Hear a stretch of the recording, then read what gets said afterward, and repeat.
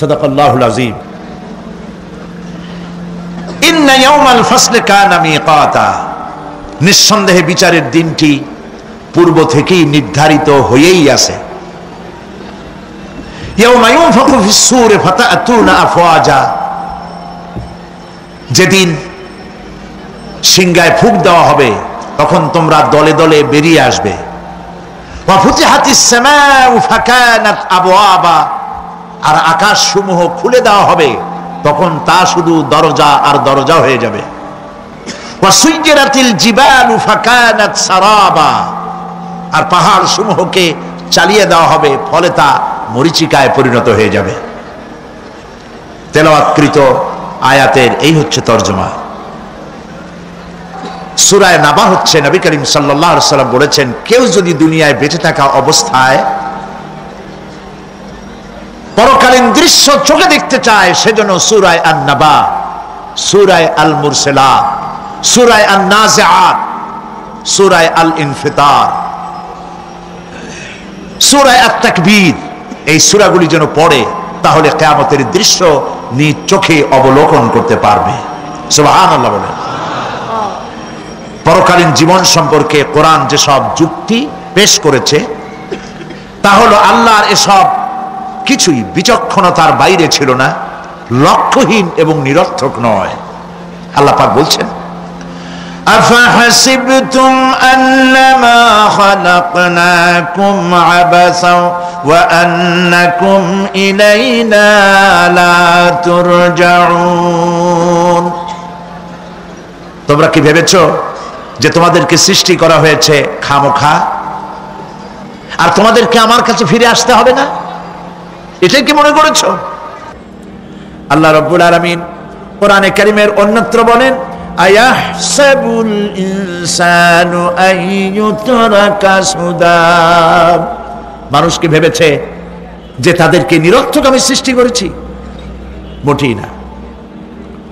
وما خلقنا السماوات والأرض وما بينهما لاعبين, আল্লাহ পাক বলেন, এই আকাশ আর জমিন আর এর মধ্যবর্তী যা কিছু আমি সৃষ্টি করেছি কোনোটাকে খেল তামাশার বিষয়বস্তু করে তৈরি করি নাই, নিরর্থক করে বানাই নাই।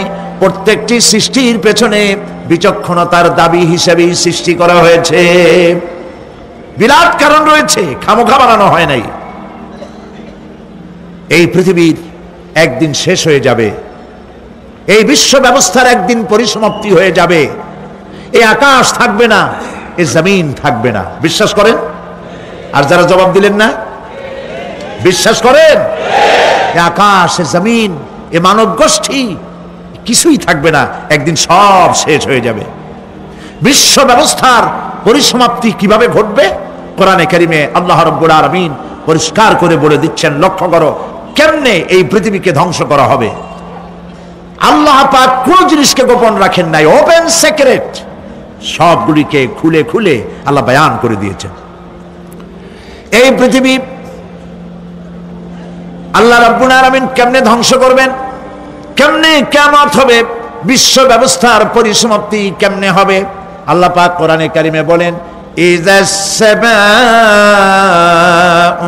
ফাতারাত ওয়া ইযাল কাওয়াকিবু তাসারাত ওয়া ইযাল বিহারু ফুজ্জিরাত ওয়া ইযাল কুবুরু বুসিরাত। ইযাস সামাউ ফাতারাত, আকাশসমূহ বিদীর্ণ হয়ে যাবে, দীর্ণ বিদীর্ণ হয়ে যাবে। কাতাইয়িস সিজিল্লি লিল কুতুব, কিতাবের পৃষ্ঠা যেমন একটার উপরে একটা পড়ে, শুনতেছেন কথা? বইয়ের পাতা যেমন একটার উপরে একটা পড়ে, এভাবে উল্টাতে থাকলে অনুরূপভাবে আকাশ সমূহ একটার পর একটা বইয়ের পাতার মতো পড়ে ভেঙ্গে চুরে চুরমার হয়ে যাবে।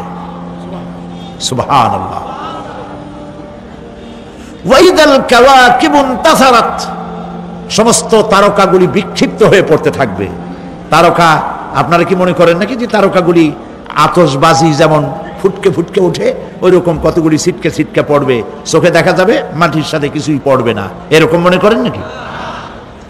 তারকা সম্পর্কে আপনাদের ধারণা কি? বিশাল তারকা। কত তারকা! সমুদ্রের বেলাভূমিতে দাঁড়িয়ে বালুকণাগুলি, সমুদ্রের বালুকণাগুলি গোনা যদি সম্ভব হয়, আল্লাহর আকাশে কত তারকা গুণে শেষ করা যাবে না। এ তারকা এতটুক নয়, যতটুক আপনি দেখেন বিশাল তারকা। যে সূর্য পৃথিবীর চাইতে 13 লক্ষ গুণ বড়, এরকম 1.5 থেকে 2 অথবা 3 কোটি সূর্য খাইয়া পেটের মধ্যে হজম করতে পারে এমন হাজার হাজার বিলিয়ন বিলিয়ন তারকা আল্লাহ পাক গ্যালাক্সির মধ্যে পয়দা করে রেখেছেন। এগুলি যখন ছিটকে পড়তে থাকবে পৃথিবীর উপরে, ওয়াইদাল কাওয়াকিবুন তাসারাত, সমস্ত তারকাগুলি বিক্ষিপ্ত হয়ে পড়তে থাকবে। ওয়াইদাল বিহারু ফুজ্জিরাত, সমুদ্রগুলি দীর্ঘ বিদীর্ণ হয়ে যাবে, সমুদ্রের পানিগুলি নিঃশেষিত হয়ে যাবে, তলদেশ ফেটে যাবে এবং তলদেশ থেকে অগ্নি উদ্গীরণ হতে থাকবে, সমুদ্রের তলদেশ থেকে। বিশ্বাস করেন? এই মাটির মধ্যে আছে না আগুন? পাথর পোড়াইয়া আলকাত্রার মতো লাভা বলাই দিতে পারে এমন প্রচন্ড উত্তপ্ত আগুন রয়েছে মাটির ভেতরে। সমুদ্রের পানিসমূহ নিঃশেষিত হয়ে যাবে, দীর্ণ বিদীর্ণ হবে, সেখানে আগুন জ্বলতে থাকবে। কি ভয়াবহ দৃশ্য হবে! আর কবরের মধ্যে যা কিছু আছে কবরগুলি তা উদ্গীরণ করে দেবে। অন্য সূরার মধ্যে আল্লাহ পাক বলছেন, ইযাশ শামসু কুমিরাত ওয়া ইযান নুজুমুন কাদারাত ওয়া ইযাল জিবালু সুয়্যিরাত, যখন সূর্যকে ঢেকে দেওয়া হবে, বিশাল সূর্যটা হারায় যাবে আর তারকাগুলো বিপর্যস্ত হয়ে যাবে, পাহাড়গুলিকে চালিয়ে দেওয়া হবে। ফাইদান নুজুমু তুমিসাত ওয়া ইদাস সামাউ ফুরিজাত ওয়া ইদাল জিবালু নুসিফাত, যখন তারকা স্থিমিত হয়ে যাবে, তারকাগুলিতে কোনো আলো থাকবে না, আসমান বিদীর্ণ হবে, পাহাড় সমূহ উড়ে দেওয়া হবে। সুবহানাল্লাহ। পাহাড়গুলি উড়ায় দেওয়া হবে। অবস্থা লক্ষ্য করেন, আকাশ ভেঙে ভেঙে পড়তেছে, তারকাগুলি বিক্ষিপ্ত হয়ে পড়তেছে, সব সমুদ্রের পানি শেষ হয়ে গিয়েছে, সমুদ্রের তলদেশ ফেটে ফেটে অগ্নি উদ্গীরণ করে দিচ্ছে, সূর্য ঢাকা পড়ে গেছে। মহান আল্লাহ রাব্বুল আলামিন বলেন, শুধু সূর্য ঢাকা পড়বে না, মানুষরা দেখতে পাবে فإذا برق البصر وخسف القمر وجمع الشمس والقمر, যখন চক্ষু বিস্ফারিত হবে, মানুষের চোখগুলি ছানা বড় হয়ে যাবে, এই দৃশ্য দেখে চাঁদে আলো নাই, সূর্যতে আলো নাই, চাঁদ আর সূর্য দুটি একাকার হয়ে যাবে। আল্লাহ পাক বলছেন, ওয়া হুমিলাতিল আরদু ওয়াল জিবালু ফাদুক্কাতা দাক্কাতান ওয়াহিদা, জমিন আর পাহাড়গুলোকে এর মধ্যে সংঘর্ষ বাঁধিয়ে দেওয়া হবে, পাহাড়গুলি উঁচু করে মাটির উপরে আছাড় মারা হবে, একই আঘাতে পাহাড়গুলি চূর্ণ বিচূর্ণ হয়ে যাবে। সুবহানাল্লাহ। এই কথার মধ্যে কোনো ভুল আছে? কেবলমাত্র কাফের, বেঈমান,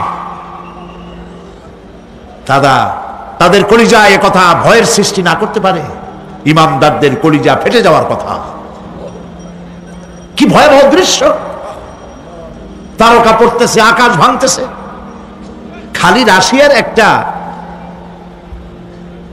রকেট বহু বছর পর্যন্ত মহাশূন্যে উঠতেছিল, একদিন পত্রপত্রিকায় দেখতে পেলাম ওইটা ভাঙে পড়বে, ওইটার মেয়াদ শেষ হয়ে গেছে, ভাঙে পড়বে।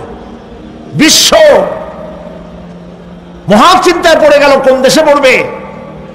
যদি কোনো দেশের উপরে পড়ে সে দেশ শেষ হয়ে যাবে, বিল্ডিং, মানুষ, স্থাপনা সব চূর্ণ বিচূর্ণ হয়ে যাবে, ভয়তে অস্থির।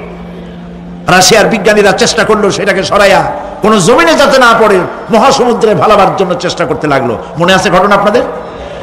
পত্রপত্রিকা যারা পড়ে মনে থাকারই কথা। রাশিয়ার একটা রকেট, এটার কত বড় হবে? ওইটা ভেঙে চুরে পড়বে, সে ভয়তে দুনিয়া অস্থির।